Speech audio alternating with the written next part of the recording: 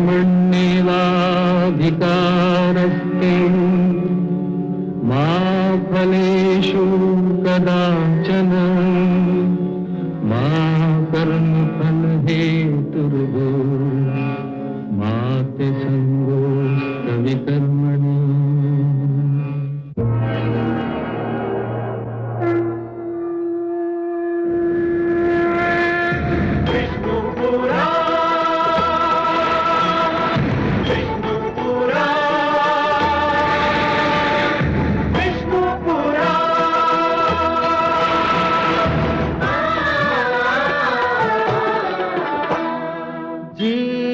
ज्ञान ब्रह्म ज्ञान अथ श्री विष्णु पुराण ओम की कथा महान जय श्री विष्णु पुराण विष्णु पुराण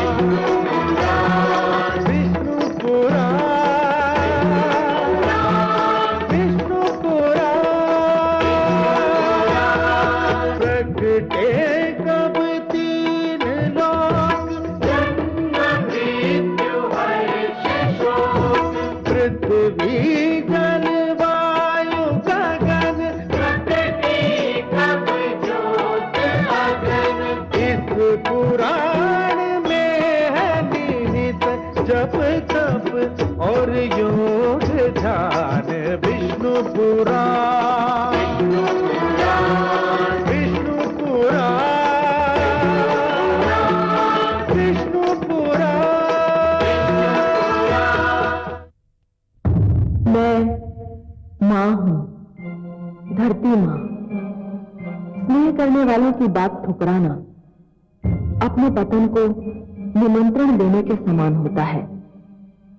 जो प्रेम करते हैं वे कदापि नहीं चाहते कि उनकी तनिक भी हानि हो जिनसे वे प्रेम करते हैं। परंतु इसका क्या किया जाए कि विनाश काल आने से पहले बुद्धि अपने आप विपरीत हो जाती है। मैं देख रही हूं कि बलि के साथ भी कुछ ऐसा ही हो रहा है। उसने दादा भक्त प्रहलाद की सुनी अनसुनी कर दी, परंतु यह देखकर तो मेरे दुख की सीमा नहीं रही कि उसने माता लक्ष्मी की बात भी नहीं मानी। उस माता की जो बलि पर अपना अथाह प्रेम न्यौछावर करती रही, जिन्होंने उसे दान हेतु प्रतिदिन स्वर्ण देने की कृपा की। मुझे विश्वास है कि बलि का यह हठ उसके लिए अत्यंत हानिकारक सिद्ध होगा।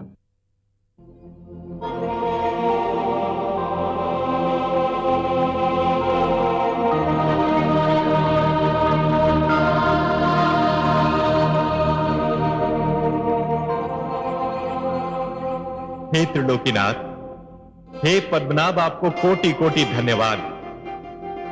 आपका धरती पर अवतरण संपूर्ण जगत के लिए कल्याणकारी सिद्ध होगा। अब जिस रूप में भी दिखाई दे वही रूप सुंदर और महान है। आपका ये वामन रूप भी अत्यंत मनोहर है।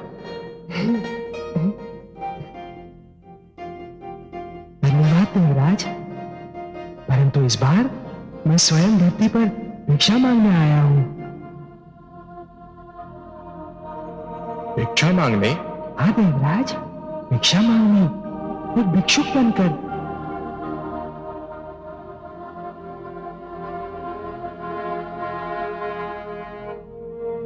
आपकी वाणी सुनकर हम समस्त देवता मूक रह गए। हमें आश्चर्य हो रहा है हे सर्वेश्वर। क्यों आश्चर्य क्यों हो रहा है देवराज? भिक्षा मांगना कोई भला कार्य नहीं। हे जगदीश्वर, भिक्षा मांगना तो एक निकृष्ट कर्म है, निंदनीय कार्य है, सामाजिक अपराध है। भिक्षुक तो दया का पात्र होता है। नहीं देवराज, आप जो कह रहे हैं वो अवश्य ही असत्य नहीं, पर पूर्णतया सत्य भी नहीं। मैं समझा नहीं है नीलकांत। देवराज, वो भिक्षा जो अथक परिश्रम के भय से, शारीरिक कष्ट उठाने के भय से, आलस्य से मांगी जाती है, वो अवश्य ही एक निकृष्ट कर्म है जो निंदनीय है, एक सामाजिक अपराध है।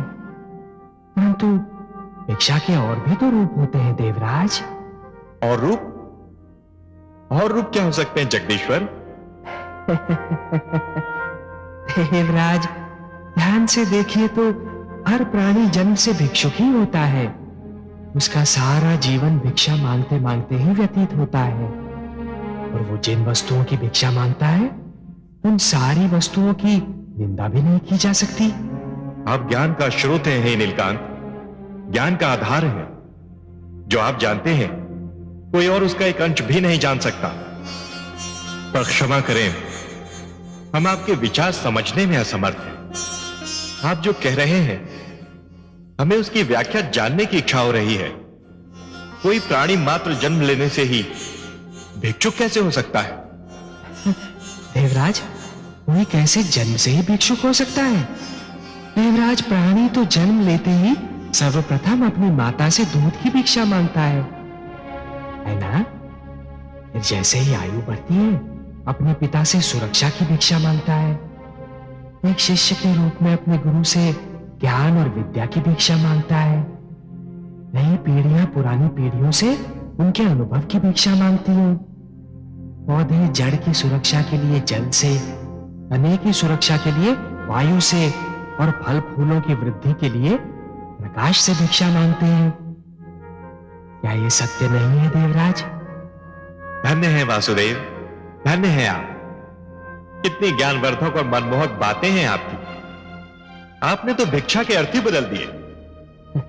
देवराज, पुष्प के निकट जाए बिना इसका निर्णय नहीं किया जा सकता कि उसमें सुगंध है या दुर्गंध। तालाब के निकट जाए बिना इसका निर्णय नहीं हो सकता कि उसका जल पीने योग्य है या नहीं। और उसी प्रकार किसी भी वस्तु को ध्यान से देखे बिना इसका निर्णय नहीं हो सकता देवराज कि उस वस्तु में गुण है या अवगुण। देवराज, हर वो भिक्षा महान है जो ज्ञान में वृद्धि करती है। और अभी तो आपने स्वयं मुझे भिक्षा मांगते देखा। आपने हमारे नेत्र खोल दिए त्रिलोकीनाथ। भिक्षा सदैव शीश नवाकर मांगी जाती है देवराज। सिर का झुकना मन और मस्तिष्क में भरे हुए अहंकार की मृत्यु की घोषणा है। अहंकार, जो प्राणी का सबसे महान वैरी है देवराज। और यदि इस वामन रूप में मैं भिक्षा मांगूंगा तो एक आदर्श प्रस्थापित होगा। मानव यह समझ पाएगा कि भिक्षा का सही अर्थ क्या है। क्योंकि यदि मैं भिक्षा मांगूंगा तो केवल मानव कल्याण के लिए, जगत कल्याण के लिए, जो कि मेरा लक्ष्य है।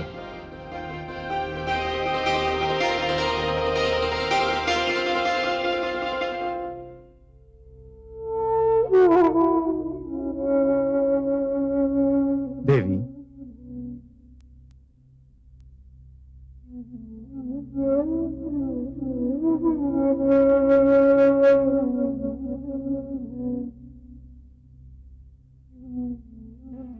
देवी,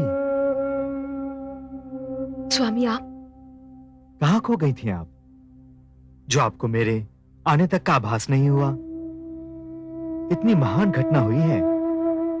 आप संभवतः सृष्टि की सौभाग्यवती नारी हैं कि भगवान श्री विष्णु ने मानव रूप में जन्म लेने के लिए आपको माता के रूप में चुना है। परंतु आपके मुख पर यह चिंता की छाया अच्छी नहीं लगती। क्या बात है? आप प्रसन्न नहीं हैं? ऐसा मत कहिए स्वामी, मैं बहुत प्रसन्न हूं। इतनी प्रसन्न हूं कि मेरे पांव धरती पर नहीं पड़ रहे। जिसे भगवान श्री विष्णु की मां बनने का सम्मान मिला हो वो प्रसन्न क्यों ना होगी। किंतु क्या देवी? उनका ये वामन अवतार मेरे लिए चिंता और भय का कारण बना हुआ है। इतना छोटा आकार लेकर वो इतनी शक्तिशाली बलि का सामना कैसे करेंगे? कहीं उन्हें कोई हानि न पहुंचे। मुझे तो हर पल यही चिंता दुखी कर रही है, यही भय खाए जा रहा है। देवी, वे ईश्वर हैं। वे जो करते हैं उसके पीछे क्या कारण है ये तो वही जानते हैं। यदि वे चाहते तो वो एक विशालकाय रूप भी धारण कर सकते थे, परंतु उन्होंने अपनी स्वेच्छा से वामन रूप का चयन किया। इसके पीछे भी कोई कारण अवश्य होगा, कोई भेद अवश्य होगा। आप चिंता ना करें, सब कुछ भगवान विष्णु पर ही छोड़ दें।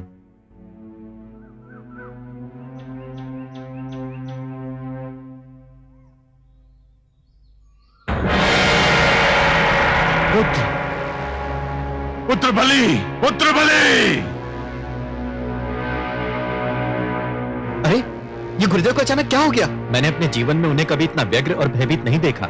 लगता है गुरुदेव ने ध्यान में कुछ ऐसा देख लिया है जिसने उन्हें व्यग्र और भयभीत कर दिया है।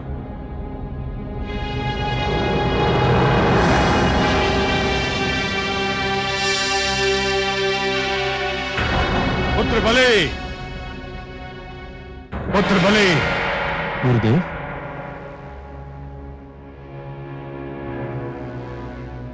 प्रणाम गुरुदेव। क्या बात है, आप इतने चिंतित और व्याकुल क्यों उठे? मुझसे कोई प्रश्न मत पूछना वत्स। मेरे पास प्रश्नोत्तर का तनिक भी समय नहीं है। जो कुछ मैं कह रहा हूं उसे ध्यान से सुनो और उसका पालन करो। जो आज्ञा गुरुदेव। पुत्र, देवता तुम्हारे विरुद्ध षड्यंत्र रच रहे हैं। षड्यंत्र? परंतु कैसा षड्यंत्र? मैंने कहा ना, मेरे पास प्रश्नोत्तर का समय नहीं है। केवल इतना जान लो कि मैं उनके षड्यंत्र को सफल नहीं होने दूंगा, परंतु इसके लिए तुम्हें इसी समय मेरे साथ चलना होगा। जो आज्ञा गुरुदेव। परंतु मुझे कहां चलना होगा, क्या करना होगा? तुम्हें सबसे पहले मेरे साथ चलकर अश्वमेध यज्ञ की घोषणा करनी होगी। मुझे विश्वास है लोक में किसी के पास इतना साहस नहीं है कि वो तुम्हारे अश्व को रोक सके। और यदि अश्वमेध यज्ञ की समस्त क्रिया संपूर्ण हो गई तो देवताओं का षड्यंत्र विफल हो जाएगा। गुरुदेव, मैं आपसे अनुरोध नहीं करता, परंतु यदि आपकी इच्छा हो तो मुझे देवताओं के षड्यंत्र का कुछ ज्ञान तो दें। सुनो वत्स, तुम्हें स्मरण होगा कि देव माता अदिति तुम्हारी दान दक्षिणा की ख्याति सुनकर तुम्हारे पास आई थी। हाँ गुरुदेव, मुझे भली भांति स्मरण है। और वो अपने पुत्रों के लिए क्षमा दान मांगने आई थी। मुझे इस बात का भी अनुमान है। पर तुमने पहले ही अपना निर्णय सुना दिया था कि तुम देवताओं को क्षमा दान देने के अतिरिक्त किसी को भी और कुछ भी दे सकते हो। तो देव माता को निराश होकर तुम्हारे दौर से लौटना पड़ा। तो फिर गुरुदेव? फिर वो विष्णु के पास गई और उन्हें उनका एक पुराना वचन स्मरण कराया, और उसी के फलस्वरूप विष्णु ने धरती पर अवतार ले लिया। यह तो बड़ी प्रसन्नता की बात है गुरुदेव। उतनी प्रसन्नता की बात भी नहीं है जितनी तुम समझ रहे हो। यह एक ऐसी बात है, इसका अनुमान केवल मुझे है। अब कोई भी प्रश्न मत पूछना। सेना को सारे विश्व में भ्रमण का आदेश दो, यज्ञ का अश्व छोड़ो, लोक को जीत लो। कोई तुम्हारे समक्ष ठहर नहीं सकता। मैं सफलता के इतने उच्च शिखर पर पहुंचकर फिसलना और गिरना नहीं चाहता वत्स। अब एक क्षण भी नष्ट करना महापाप होगा। ये मेरी आज्ञा है, ये मेरा आदेश है। गुरुदेव, आपकी आज्ञा का भी और इसी समय पालन किया जाएगा। यज्ञ का अश्व अभी छोड़ा जाएगा।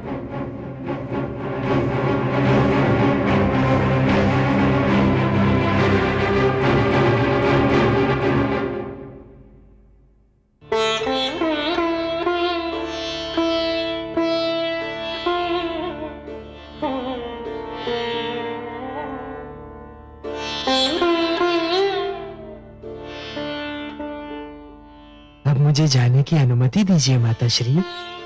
जाने की अनुमति? कहाँ जाने की पुत्र?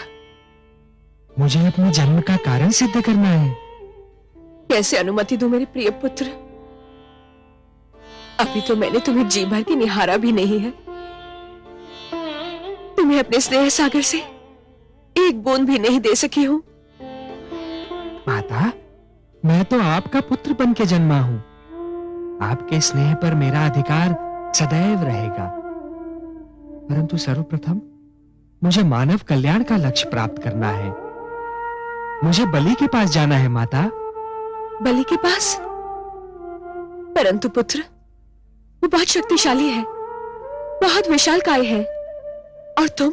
और मैं देखने में दुर्बल और आकार में छोटा हूं, यही कहना चाहती है ना आप? हाँ पुत्र।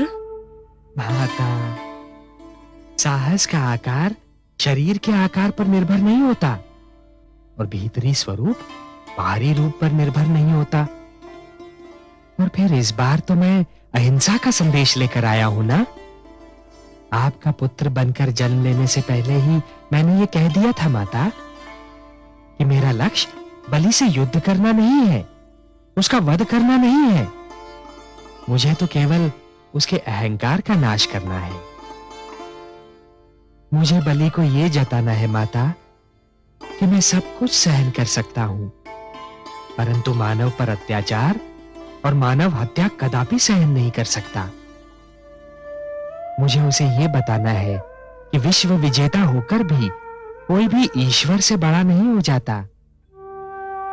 उसे यह समझाना है माता कि दानी होने का अर्थ यह नहीं है कि कोई महानतम हो गया, ईश्वर से भी बड़ा हो गया, क्योंकि ईश्वर जो दान दक्षिणा की सामग्री देता है, भंडार देता है, वही सबसे महान होता है।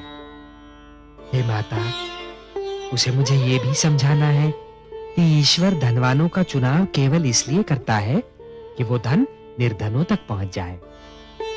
और ये सब कुछ बताने के लिए मेरा बलि के पास जाना अनिवार्य है माता। मुझे अनुमति दीजिए।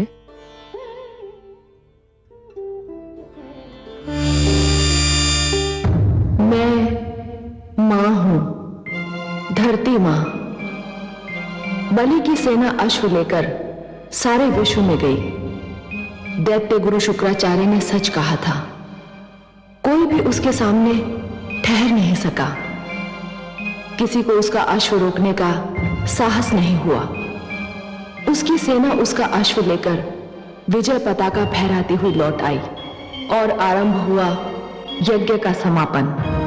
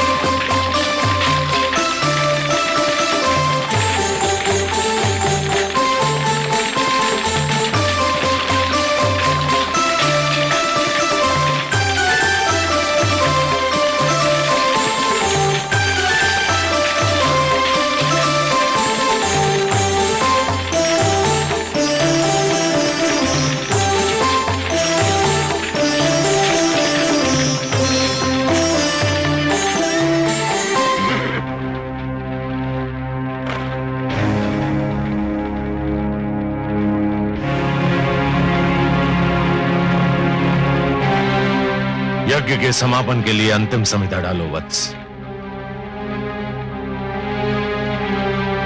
ओम भवतु भिक्षाम देहि।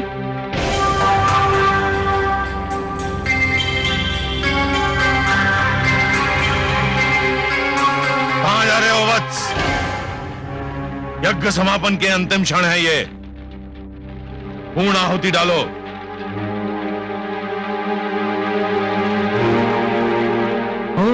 भवतु भिक्षाम देहि।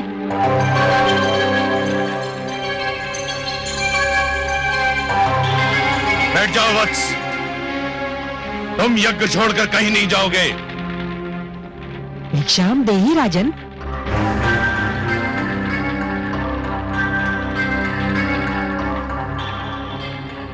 क्षमा करें गुरुदेव, किंतु बलि के द्वार पर कोई भिक्षुक आए और उसे भिक्षा के लिए दूसरी बार भी गुहार करनी पड़े तो बलि की दानी वृत्ति को 100 बार धिक्कार है। अब मैं नहीं रुक सकता। वत्स, रुक जाओ वत्स, रुक जाओ।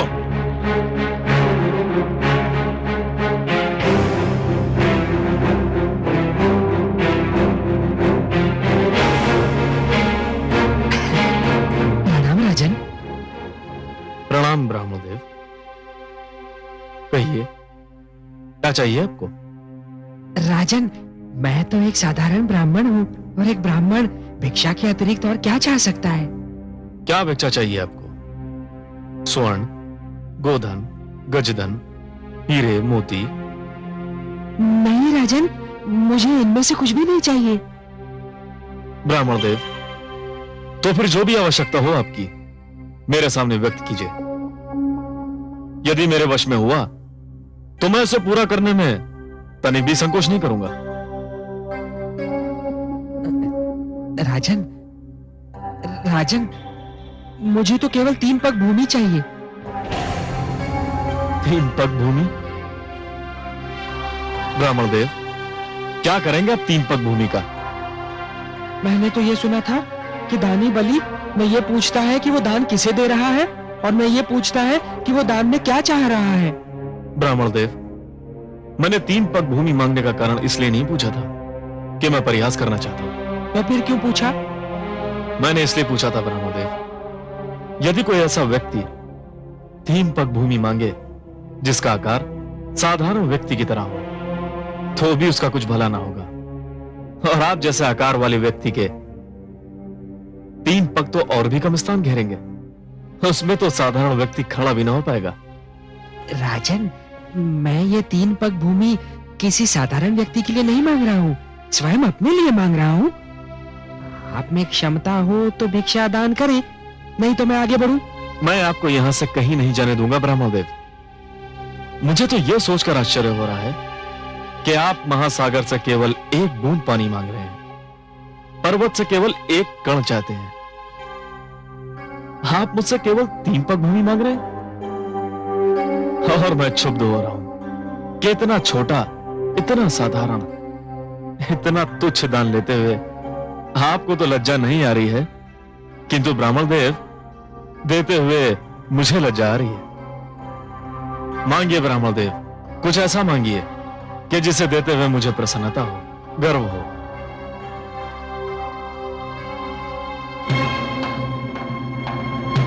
राजन, मुझे तो केवल 3 पग भूमि चाहिए।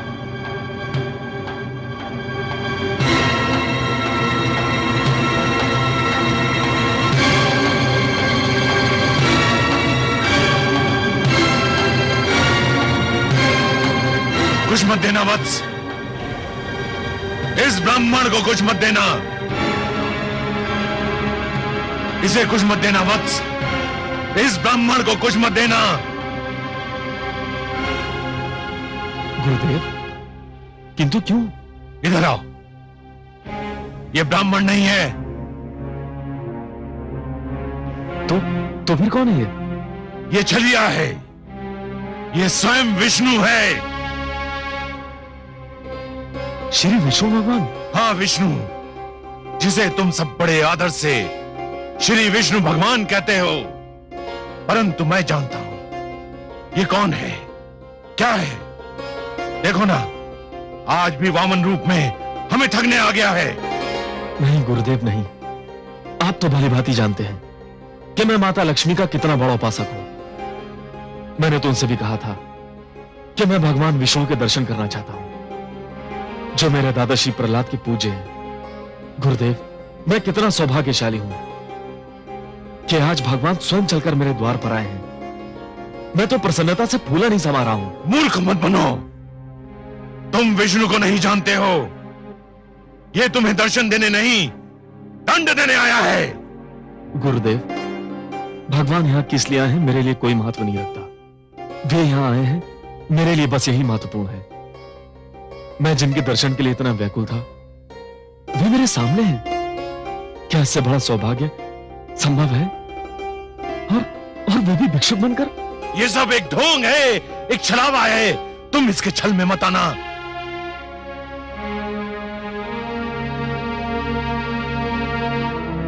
महाराज के विचार में यदि कोई परिवर्तन हुआ हो तो ये ब्राह्मण भिक्षा लिए बिना भी जा सकता है राजन।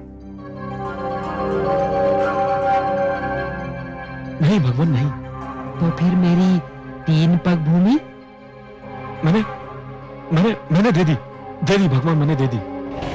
यूं नहीं महाराज, संकल्प लेना होगा। अवश्य।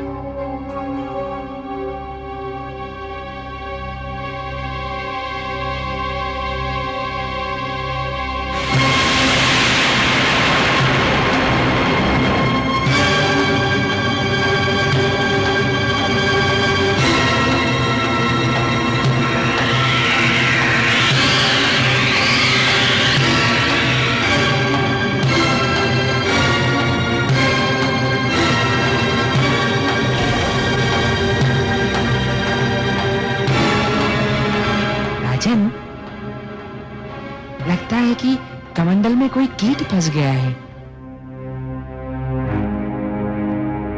एक क्षण, मेरा छाता।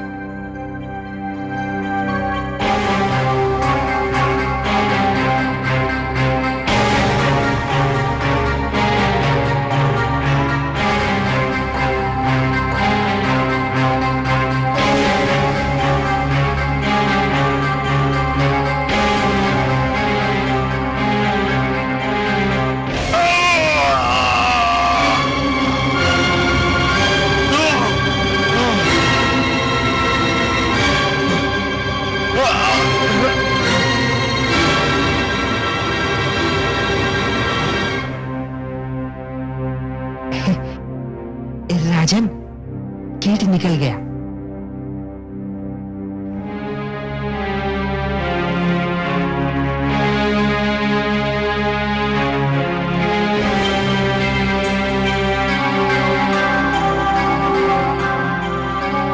हे ब्राह्मण देव, लीजिए, मैंने संकल्प ले लिया। मेरे अहोभाग्य के संसार को सब कुछ बांटने वाला आज मुझसे केवल 3 पग भूमि की याचना कर रहा है। ब्राह्मण देव, नाप लीजिए 3 पग भूमि। मेरा दान स्वीकार करके मुझे धन्य कर दीजिए। तो लो वत्स, मैं 3 पग नापता हूं।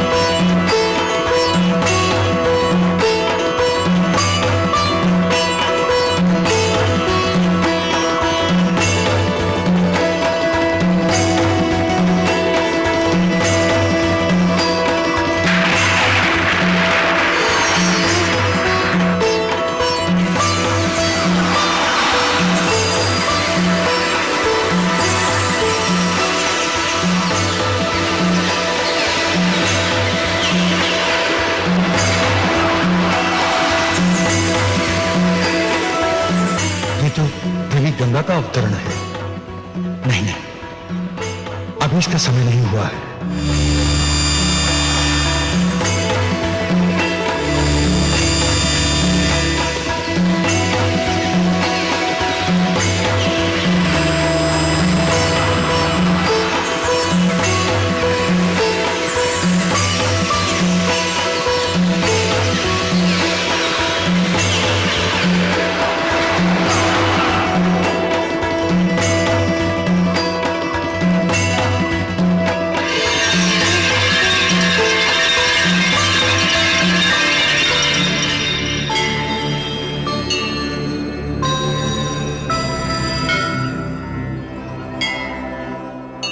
हे आदि प्रजापति, मुझे अपने कमंडल से मुक्त करने की कृपा कीजिए। मुझे धरती पर जाना है। धरती मुझे पुकार रही है। धरती को मेरी आवश्यकता है। मैं जानता हूं देवी गंगा, पृथ्वी पर आपका अवतरण नितांत आवश्यक है, किंतु अभी आपके पृथ्वी पर अवतरण का समय नहीं आया है। अभी आपको यही मेरे कमंडल में रह के प्रतीक्षा करनी होगी। जो आज्ञा।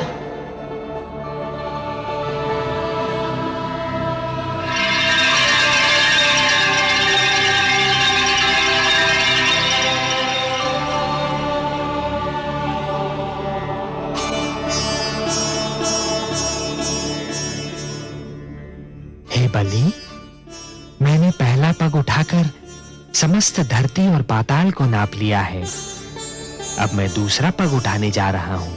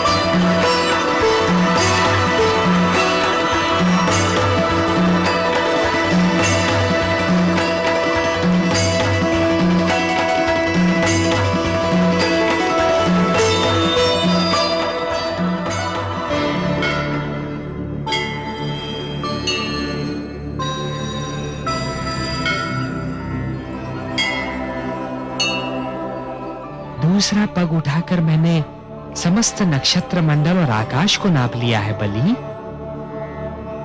मैं जानता हूं ब्रह्मदेव। तब तो ये भी स्मरण होगा कि मैंने 3 पग भूमि मांगी थी। प्रभु, मुझे इस बात का भी भली भांति स्मरण है।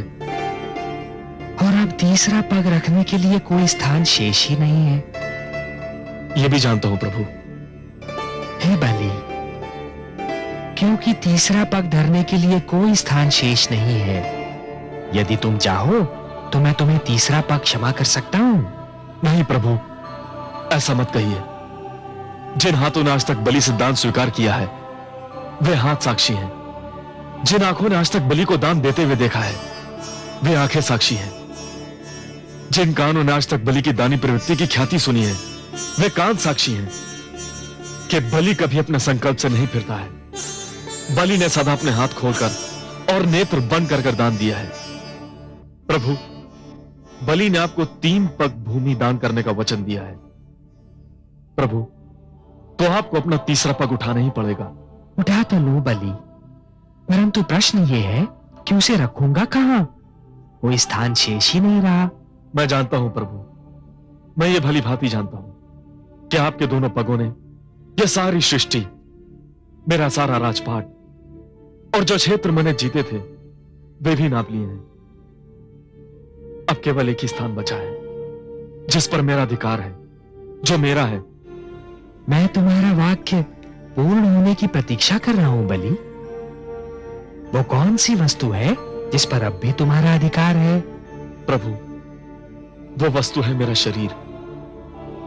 बस अब मेरी काया ही बची है जिसे मैं अपनी कह सकता हूं। जिस पर अब भी मेरा अधिकार है। प्रभु, आप अपना तीसरा पग मेरे शीश पर धरिए, ताकि संसार ये जान ले कि बलि केवल देना नहीं, वचन निभाना भी जानता है। प्रभु, कृपा करके उठाइए अपना पवित्र पग और धर दीजिए मेरे शीश पर।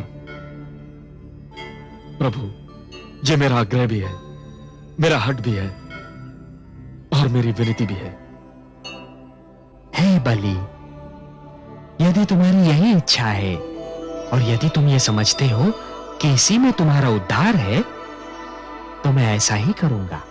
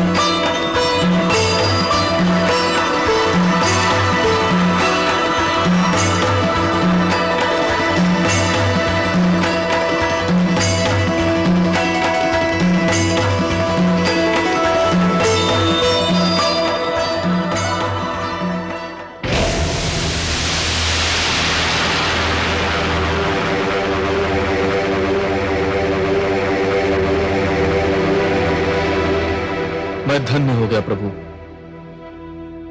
मैंने अपना वचन निभा दिया। हाँ बलि, तुमने अपना वचन निभाया तो सही, पर जानते हो कि यह सब मैंने क्यों किया? हे प्रभु, आपके अतिरिक्त आपकी लीला और कौन जान सकता है।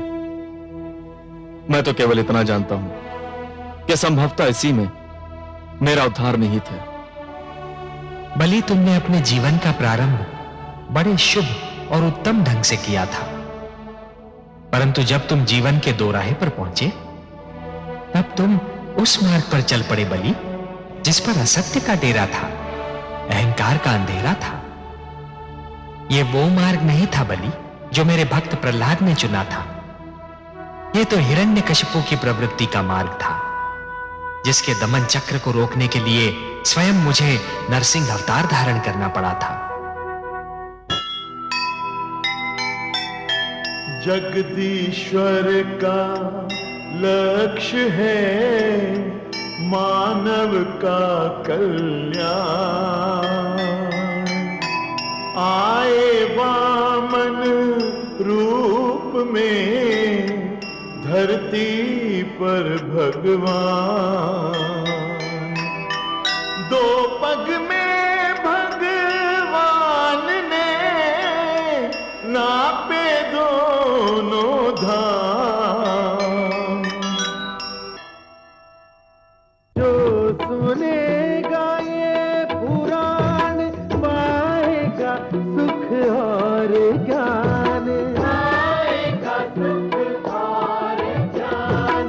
कर्म को ही धर्म जान, प्रेम की तू छेड़तान। प्रेम की तू